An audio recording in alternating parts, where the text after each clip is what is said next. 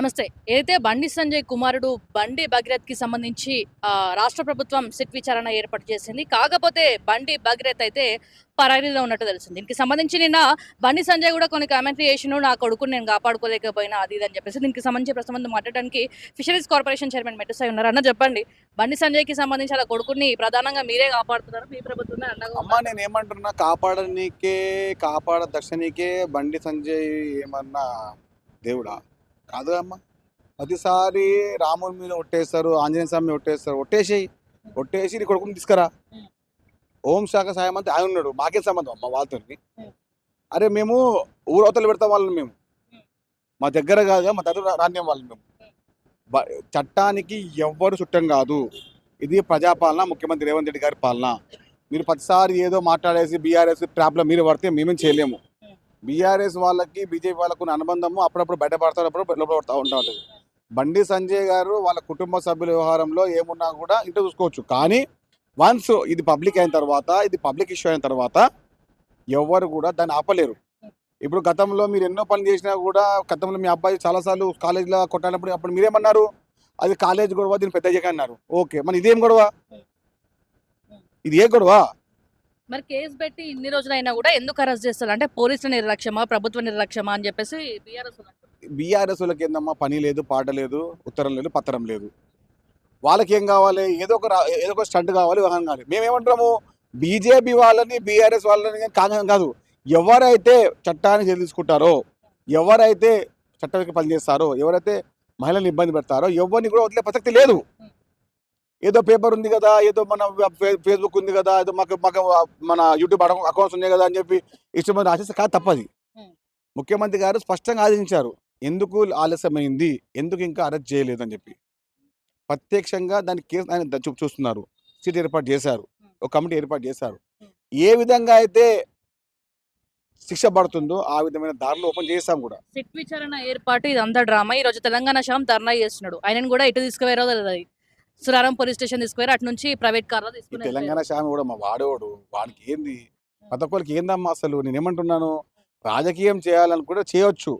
కానీ ఇది అమ్మాయి పేరుని, అమ్మాయి యొక్క వ్యవస్థని ఇబ్బంది పెట్టి వాళ్ళ కుటుంబ సభ్యులని భయపెడతాము, మేము అధికారంలో ఉన్నాం కదా, కేంద్ర మంత్రిగా ఉన్నాం కదా అని చెప్పి ఏదో మాట్లాడతాం, మాకు ఇట్లా పవర్ ఉంది కదా అని చెప్తే కాదు. ఎవరైనా కూడా తండ్రి పాత్ర ఉంది. కొడుకు మంచి చేస్తే తండ్రి ఎంత పాత్ర ఉంటుందో, కొడుకు తప్పు చేస్తే తండ్రి పాత్ర కూడా అంతనే ఉంటుంది. అసలు రాష్ట్ర ప్రభుత్వానికి అరెస్ట్ చేసే దమ్ముందా అని అడుగుతున్నారు ఎవడు అన్నది ఏదో ఎవడు అన్నాడు? బీఆర్ఎస్. వాళ్ళకేం తెలుసు? అరెస్ట్ చేసి తీరుతాం ఎవరన్నా కానీ. వారికి ఉన్నది కదా మాట్లాడక చెప్పండి. అన్న నార్మల్ గా మనం చిన్న చిన్న గలీలలో గొడవ అయితే ఏమన్నా పోలీస్ కంప్లైంట్ ఉంటే కార్పొరేటర్ కో ఎమ్మెల్యేకో మీ దాంట్లోకి మేము ఫోన్ చేస్తాం, అన్న ఇది ఉందన్న పరిస్థితి అని చెప్పి. మరి సెంట్రల్ మినిస్టర్ కి సంబంధించి అట్లా రిఫరెన్స్ ఏం పోవా? ఇదే క్వశ్చన్ ని మీరు ఎవరికి వేయాలి? కిషన్ రెడ్డికి వేయాలి. ఇదే క్వశ్చన్ మీరు రామచంద్రరావుకి వేయాలి. ఇదే మ్యాటర్ మీరు ట్విట్టర్ చేసి మోడీ పెట్టండి. అది కూడా మీకు కనబడుతుంది. మేము ప్రభుత్వం ఉంది, ప్రభుత్వం మా పని చేస్తూ ఉన్నాం. ఎవరిని కూడా మేము దాచి ఎవరిని కూడా మేము సేవ్ చేసి మాకు అవసరం లేదు. ఇది ప్రజాపాలన. మా దగ్గర స్పష్టంగా న్యాయం ఉంటుంది.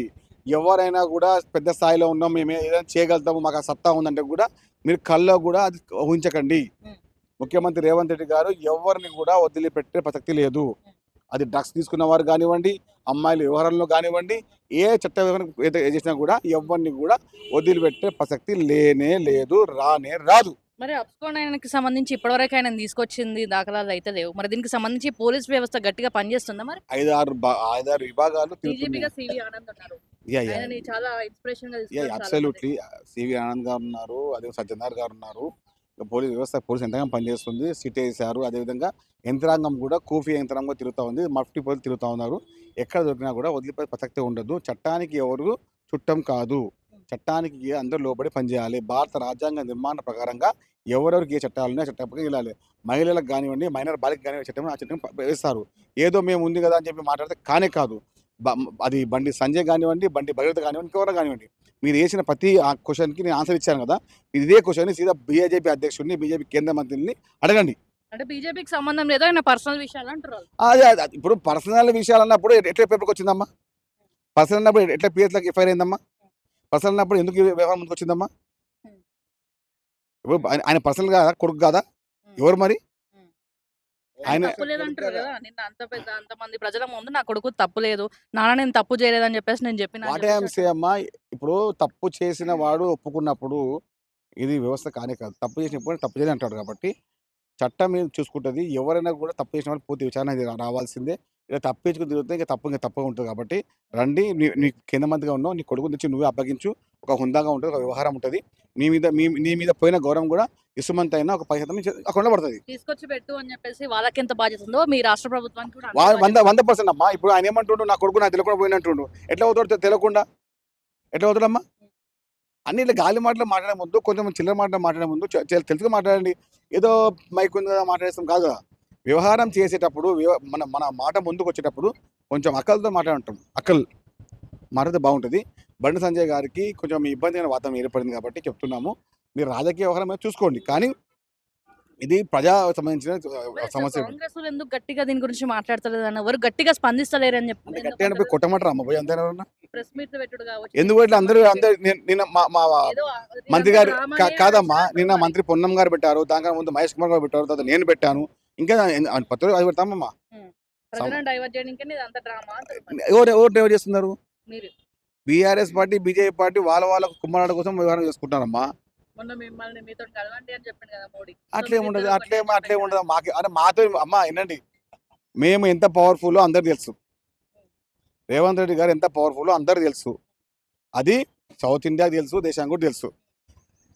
మొన్న పార్లమెంట్ ఎన్నికల్లో 300 పైన తెచ్చుకుంటున్న బీజేపీ పార్టీ ఎందుకు 230 కారణం ఎవరు? రేవంత్ రెడ్డి గారు. దానికి పరిశుద్ధారి రాజ్యాంగబద్ధమైన విలువలు మనం కాపాడుకోవాలంటే ఆ విధంగా వ్యవహారం అయింది. కాబట్టి రేవంత్ రెడ్డి గారిని అంత డ్యామేజ్ అంత వ్యక్తికి వ్యవస్థ వరకు లేనే లేదు. అంత సీన్ వరకు లేనే లేదు. అంత సీన్ రాను కూడా రాదు. రాజకీయం చేసే ప్రతిసారి రాజకీయం చేసే ప్రతి వ్యవస్థకు కూడా రేవంత్ రెడ్డి గారు ఒక ఉదాహరణ. ఎవరైనా ఉదాహరణే. ఆయన స్పష్టంగా కాంగ్రెస్ పార్టీకి కాంగ్రెస్ పార్టీ వ్యవస్థకు కనబడిన నాయకుడు. కాంగ్రెస్ పార్టీ నాయకుడు మోడీ లాంటి ఎంతోమంది, మోడీ కానీ వాజ్పేయి కానీ ఎంతో ఉన్నారు. అటు వస్తుంటారు పోతుంటారండి. ఇది కాంగ్రెస్ పార్టీది. రేవంత్ రెడ్డి గారు కాంగ్రెస్ పార్టీ కుటుంబ పెద్ద తెలంగాణ రాష్ట్రానికి. ఆయన ఒక నాయకత్వంలో పనిచేయడానికి అంత సిద్ధంగా ఉన్నారు. మోడీ లాంటి, అమిత్ షా లాంటి ఎవరున్నా కానీ వాళ్ళ వాటి వచ్చుకోండి. అంటే సామాన్య ప్రజలు ఏమంటున్నారంటే ఈ కేసుని కాంగ్రెస్ పార్టీ చిత్తశుద్ధితో వ్యవహరిస్తే దీన్ని అరెస్ట్ చేస్తే కనుక ఖచ్చితంగా కాంగ్రెస్ పార్టీ పైన ఇంకింత రెస్పెక్ట్ కావచ్చు 100% మాకు రెస్పెక్ట్ పెట్టుకుంటామమ్మా. ఎందుకంటే ఇప్పుడు ఒక అమ్మాయి యొక్క భవిష్యత్తుని ఎవరైనా నాశనం చేస్తారో ఎవరిని కూడా వదిలిపెట్టే ప్రసక్తి లేదు. అది రాజకీయ నాయకుడా, పోలీస్ అధికారియా, లేకుంటే పోలీస్ విభాగ నాయకుడా, ఎవరైనా అల్లు అర్జున్ కి సంబంధించి అప్పటిదే యాక్షన్ తీసుకొని అరెస్ట్ చేయడం జరిగింది దీంట్లో ఎందుకు లేట్ చేస్తున్నారు అని చెప్పేసి కూడా అనుకుంటున్నారు అట్లే ఉండదమ్మా. దానికి తగ్గట్టుగానే ఇప్పుడు విచారణ జరుగుతుంది. విచారణ నిమిత్తం ఎవరిని కూడా వదిలిపెట్టే సమస్య లేదు. సో ఏం డిమాండ్ చేస్తున్నారు ఇప్పుడు నేను ఏమంటున్నాను, ప్రతిసారి మీరు అంటున్నారు కాంగ్రెస్ పార్టీ. అరే కాంగ్రెస్ పార్టీ ఉంది కాబట్టి సిట్ వేసింది. కాంగ్రెస్ పార్టీ ఉంది కాబట్టి ఎక్కడ ఉన్నా కూడా, ఇక్కడ వ్యవహారం ఉన్నా కూడా స్పష్టంగా బండి భగీరథని ఎక్కడ ఉన్నా కూడా అరెస్ట్ చేసే బాధ్యత పోలీస్ విభాగాన్ని, తెలంగాణ ప్రభుత్వాన్ని. ఇది స్పష్టంగా చెప్తున్నాము.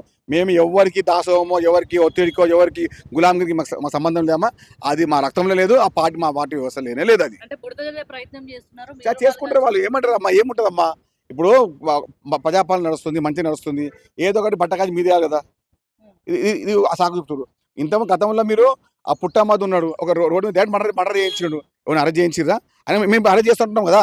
బీఆర్ఎస్ పార్టీ మాట్లాడుతారు కదా. పుట్టమ్మద్దు 2 లాయర్లని, ఒక కుటుంబ సభ్యులని రోడ్డు మీద చంపించినాడు. అప్పుడు మాట్లాడలేదు మరి బీఆర్ఎస్ పార్టీ. అప్పుడు ఎడిపోయింది.